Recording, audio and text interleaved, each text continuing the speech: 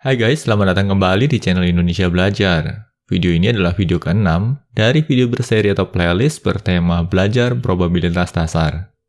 Playlist ini merupakan seri pembelajaran lanjutan dari playlist Belajar Statistika Dasar. Kami sangat menyarankan untuk mempelajari statistika dasar terlebih dahulu sebelum mempelajari topik probabilitas. Dalam video kali ini, kita akan mempelajari distribusi probabilitas atau biasa dikenal dengan istilah probability distribution. Yuk kita mulai sesi pembelajaran kita.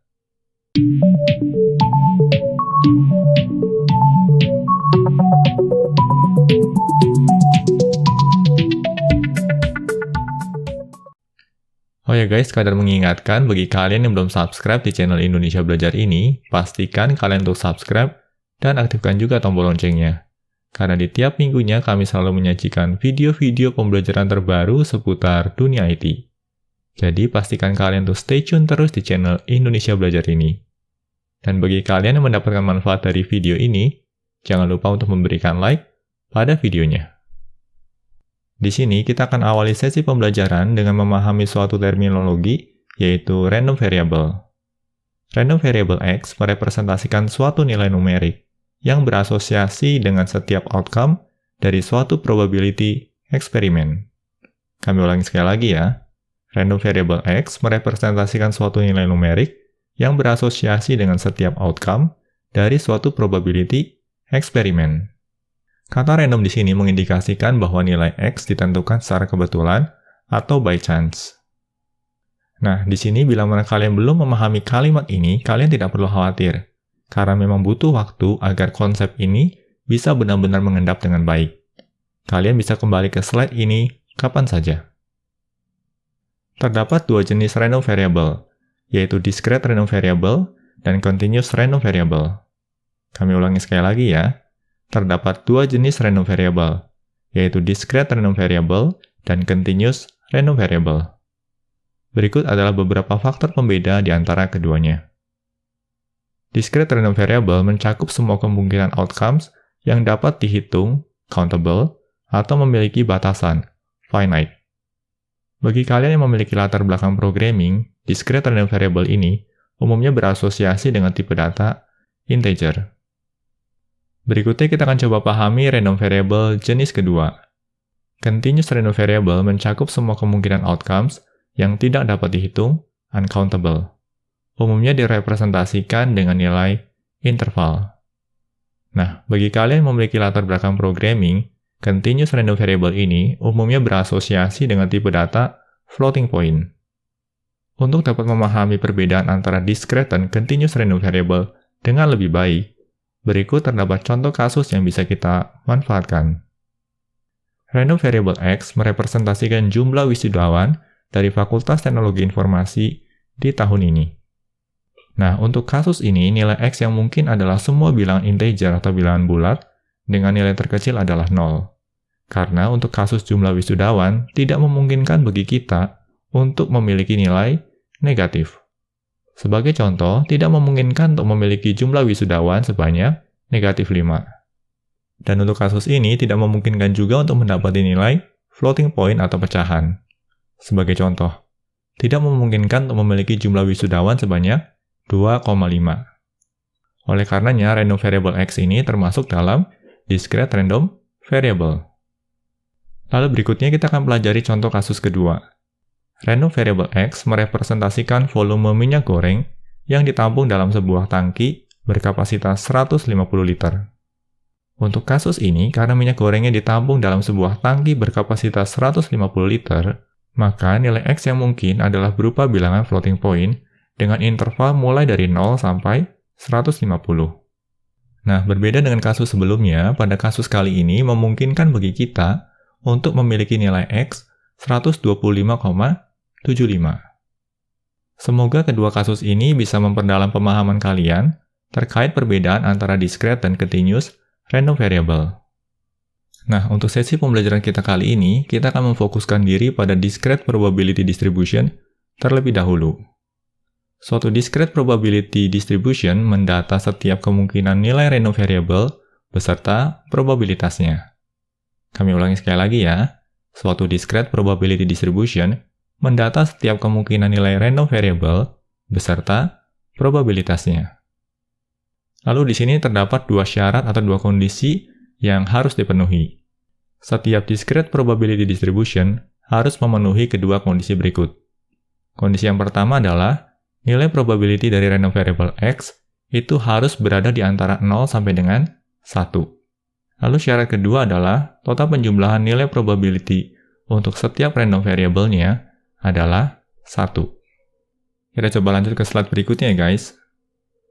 Nah, pada slide ini kita akan mempelajari beberapa tahapan yang bisa kita lakukan untuk membangun discrete probability distribution. Di sini terdapat 4 tahapan sederhana. Tahapan pertama di sini adalah membangun frekuensi distribution untuk seluruh outcome. Lalu tahapan kedua adalah menghitung total jumlah kemunculan atau sum of the frequencies. Dan tahapan ketiga adalah menghitung probability untuk setiap outcome. Dan terakhir, tahapan keempat, pastikan kedua syarat untuk suatu frekuensi distribution terpenuhi. Nah, berikutnya, untuk dapat memahami discrete probability distribution, berikut terdapat contoh kasus yang bisa kita manfaatkan. Dilakukan pendataan tingkat kepuasan pelanggan untuk suatu minimarket menggunakan Likert scale dengan rentang mulai dari 1 untuk sangat tidak puas sampai dengan 5 untuk sangat puas. Dari frekuensi distribution yang terbentuk, buatlah discrete probability distribution-nya. Nah, di sini ini merupakan frekuensi distribution-nya. Bisa kita lihat di sini ya, random variable X-nya ini mengindikasikan scale atau skala pada Likert chart-nya. Mulai dari 1 sampai dengan 5. 1 ini mengindikasikan sangat tidak puas, dan 5 ini mengindikasikan sangat puas. Lalu berikutnya di kolom kedua, di sini terdapat frekuensi atau jumlah kemunculannya. Untuk sangat tidak puas, ya jumlah kemunculannya ada 24. Lalu untuk skala 2, ya jumlah kemunculannya ada 33. Untuk skala 3, jumlah kemunculannya ada 4. Skala 4, jumlah kemunculannya ada 30. Dan terakhir, skala 5, jumlah kemunculannya ada 21. Nah, dari frekuensi distribution ini, kita akan coba hitung probability untuk setiap random variable-nya. Pertama-tama tentunya kita harus hitung dulu total jumlah frekuensinya. Di sini kalau kita jumlahkan semua, kita akan mendapatkan nilai 150. Oleh karenanya di sini kita bisa hitung nilai probability untuk random variable 1 adalah 24 dibagi dengan 150. Dan kita mendapatkan nilai 0,16. Selanjutnya, probability untuk random variable 2 adalah 33 dibagi dengan 150. Dan kita mendapatkan nilai 0,22. Nah, perhitungan yang sama kita terapkan untuk random variable 3, 4, dan 5. Dan hasilnya adalah seperti ini. Di sini bisa kita lihat, untuk random variable 1, probability-nya adalah 0,16. Untuk random variable 2, nilai probability-nya adalah 0,22. Untuk random variable 3, nilai probability-nya adalah 0,28. Untuk random variable 4, nilai probability-nya adalah 0,2. Dan terakhir, untuk random variable 5, nilai probability-nya adalah 0,14. Nah, tahapan berikutnya adalah kita akan coba cek nih, apakah ini memang layak disebut sebagai suatu probability distribution. Kita akan coba cek dulu terhadap kondisi atau syarat pertama. Syarat pertama adalah nilai probability untuk setiap random variable-nya itu harus berada dalam jangkauan 0 sampai dengan 1. Dan kalau kita perhatikan di sini, nilainya masuk dalam jangkauan tersebut. Artinya, syarat pertama sudah terpenuhi. Lalu berikutnya terkait dengan syarat kedua. Syarat kedua adalah nilai penjumlahan dari keseluruhan probability ini harus bernilai 1. Nah, di sini berarti kita jumlahkan nih. 0,16 dijumlahkan dengan 0,22, dijumlahkan dengan 0,28, dijumlahkan dengan 0,2, dijumlahkan dengan 0,14. Dan kalau kita hitung, kita mendapatkan nilai 1. Nah, dengan demikian, syarat keduanya juga sudah terpenuhi. Artinya, probability yang kita miliki ini layak disebut sebagai discrete probability distribution. Nah, selanjutnya di sini kita juga bisa gambarkan histogramnya untuk menggambarkan sebaran atau distribusinya secara visual. Bagaimana guys terkait studi kasus ini? Harapannya bisa dipahami ya. Berikutnya kita dihadapkan pada studi kasus lain terkait probability distribution. Lakukan pengujian apakah distribusi berikut termasuk probability distribution. Untuk distribution pertama bisa kita lihat bahwa setiap nilai random variable X memiliki nilai probability antara 0 sampai dengan 1. Di sini nilainya adalah 0,28, 0,21, 0,43, 0,15. Artinya syarat pertama terpenuhi. Tetapi kalau kita jumlahkan keseluruhan nilai probability-nya, kita mendapati nilai 1,07. Dan ini tentunya tidak memenuhi persyaratan kedua. Oleh karenanya, distribution ini tidak bisa dikategorikan sebagai probability distribution. Selanjutnya kita akan amati distribution yang kedua. Di sini kita menemui terdapat satu random variable dengan nilai probability negatif 1. Dan ini tentunya tidak sesuai dengan persyaratan pertama, di mana nilai probability untuk setiap random variable mesti berada dalam rentang 0 sampai dengan 1. Oleh karenanya, distribution ini pun tidak bisa dikategorikan sebagai probability distribution. Nah, harapannya kedua studi kasus ini bisa memperdalam pemahaman kalian terkait dua syarat yang mesti dimiliki oleh suatu probability distribution. Kita lanjut ya guys ke slide berikutnya.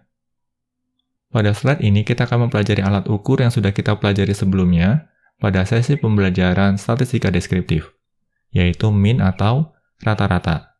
Hanya saja di sini kita akan menerapkannya pada discrete probability distribution. Nilai mean untuk suatu discrete random variable dapat diformulasikan sebagai berikut. Mu sama dengan sum dari X dikali probability dari X. Atau dengan kata lain, nilai mean ini bisa diperoleh dengan menjumlahkan hasil perkalian setiap nilai random variable X dengan nilai probability-nya. Berikutnya, untuk dapat memahami kalkulasi mean pada discrete probability distribution, berikut terdapat contoh kasus yang bisa kita manfaatkan. Berdasarkan discrete probability distribution dari pendataan tingkat kepuasan pelanggan untuk suatu minimarket menggunakan Likert scale dengan rentang mulai dari 1 sangat tidak puas sampai dengan 5 sangat puas, hitunglah nilai mean untuk skornya. Nah, di sini skornya adalah random variable-nya, yaitu 1, 2, 3, 4, dan 5. Dan berikut adalah probability untuk setiap nilai random variable-nya. Dan nilai probability ini sudah kita hitung sebelumnya. Nah, selanjutnya untuk menghitung nilai mean, kita tinggal terapkan saja formula sebelumnya. Pertama-tama di sini kita kalikan dulu setiap nilai random variable dengan nilai probability-nya. Berarti di sini 1 dikalikan 0,16, hasilnya adalah 0,16. Lalu berikutnya 2 dikalikan dengan 0,22, hasilnya adalah 0,44. Dan seterusnya. Lalu selanjutnya, hasil perkalian ini akan kita jumlahkan. Dan di sini kita peroleh nilai 2,94. Atau kalau kita bulatkan menjadi 2,9. Nah, bagaimana guys terkait dengan proses kalkulasinya? Cukup mudah bukan? Nah, di sini bisa kita lihat nilai mean-nya mendekati 3. Maka bisa kita interpretasikan bahwa sebagian besar pelanggan memberikan nilai kepuasan yang netral.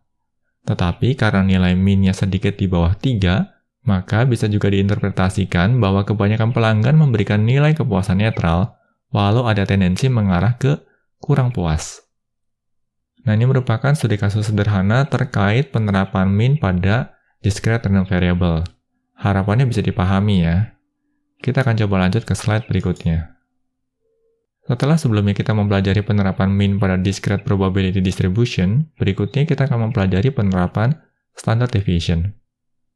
Nilai variance dan standard deviation untuk suatu discrete random variable dapat diformulasikan sebagai berikut. Nah, ini merupakan variance ya. Variance itu berarti dinotasikan dengan sigma pangkat 2, ya, atau sigma square. Nah, nilai variance ini diperoleh dari hasil penjumlahan atau sum X diselisihkan dengan nilai mu atau nilai rata-rata, dan ini dipangkatkan 2, lalu dikalikan dengan probability dari X-nya. Lalu selanjutnya, untuk memperoleh nilai standard deviation atau sigma, ini bisa kita peroleh dengan melakukan akar kuadrat terhadap nilai sigma square-nya atau terhadap nilai variance-nya. Nah, bagaimana guys terkait dengan formulanya? Harapannya bisa dipahami ya. Untuk dapat memahami kalkulasi standard deviation pada discrete probability distribution, berikut terdapat contoh kasus yang bisa kita manfaatkan. Berdasarkan discrete probability distribution dari pendataan tingkat kepuasan pelanggan untuk suatu minimarket menggunakan Likert scale dengan rentang mulai dari 1 sangat tidak puas sampai dengan 5 sangat puas, hitunglah nilai standar deviation-nya. Nah, di sini kita dihadapkan pada studi kasus yang sama dengan sebelumnya, di mana nilai X ini merupakan nilai random variable yang merepresentasikan semua kemungkinan skala pada Likert scale. Di sini ada 1, 2, 3, 4, dan 5. Lalu berdasarkan hasil kalkulasi sebelumnya, kita juga mendapatkan nilai probability untuk setiap nilai random variable-nya. Lalu berikutnya, untuk menghitung nilai standard deviation, pertama-tama kita selisihkan dulu nilai setiap random variable dengan nilai mu-nya atau nilai rata-ratanya.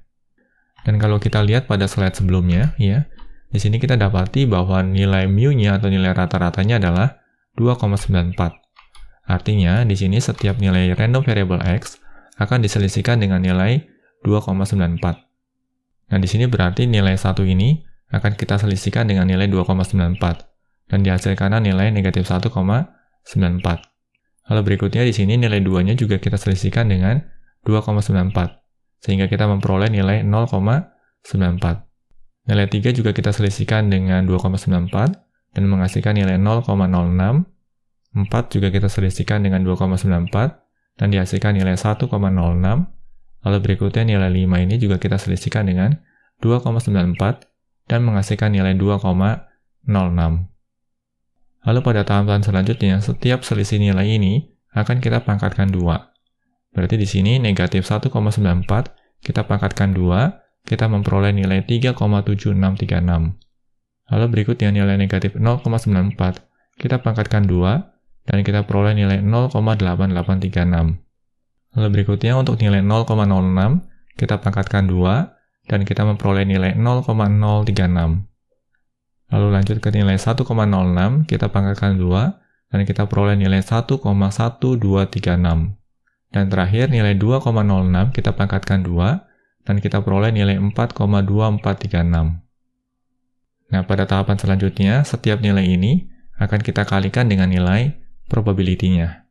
Berarti di sini 0,16 kita kalikan dengan 3,7636. Dan kita memperoleh nilai 0,602176. Selanjutnya nilai 0,22 kita kalikan dengan 0,8836. Dan kita memperoleh nilai 0,194392. Dan proses yang sama kita lakukan pada random variable 3, 4, dan 5. Lalu selanjutnya, setiap nilai ini kita jumlahkan. Dan kita memperoleh nilai 1,614. Nah, yang perlu digarisbawahi di sini adalah nilai 1,614 ini bukan nilai standard deviation. Ini masih nilai variance-nya. Untuk mendapatkan nilai standard deviation dari variance, caranya adalah kita tinggal akar kuadratkan saja nilai variance-nya. Artinya di sini kita bisa kalkulasi dengan cara akar kuadrat dari 1,6164. Dan kita peroleh nilai 1,3. Nah, ini merupakan nilai standard deviation-nya. Pertanyaan berikutnya adalah, bagaimana cara kita menginterpretasikan nilai ini? Nah, dari nilai standard deviation yang dihasilkan, kita bisa menarik interpretasi bahwa sebagian besar pelanggan memberikan penilaian kepuasan dengan nilai simpangan tidak lebih dari 1,3 terhadap nilai min-nya. Nah, bagaimana guys terkait penerapan standard deviation pada discrete probability distribution? Harapannya bisa dipahami ya. Kita akan coba lanjut ke slide berikutnya. Pada slide ini, kita akan mengenal expected value. Nilai min dari suatu random variable merepresentasikan apa yang bisa kita harapkan untuk diperoleh dari ribuan kali percobaan atau trials. Ini juga dikenal dengan istilah expected value. Kami ulangi sekali lagi ya. Nilai min dari suatu random variable merepresentasikan apa yang bisa kita harapkan untuk diperoleh dari ribuan kali percobaan atau trials. Ini juga dikenal dengan istilah expected value. Dan expected value bisa diformulasikan sebagai berikut. Nilai expected value untuk X ini akan setara dengan mu. Atau dengan kata lain bisa kita kalkulasikan dengan cara menjumlahkan hasil perkalian setiap random variable X dengan nilai probability-nya. Nah, di sini ada 2 poin tambahan yang perlu diperhatikan. Poin pertama adalah nilai probability tidak mungkin negatif, tetapi nilai expected value memungkinkan untuk negatif. Lalu poin kedua, di banyak kasus nilai expected value 0 dapat memiliki makna tersendiri. Untuk kasus permainan, ini mengindikasikan fair game. Dan untuk kasus loss and profit analysis, nilai expected value 0 ini mengindikasikan break-even point. Nah, untuk dapat memahami penerapan expected value pada discrete probability distribution, berikut terdapat contoh kasus yang bisa kita manfaatkan. Dalam suatu undian berhadiah, terjual sebanyak 1.500 tiket.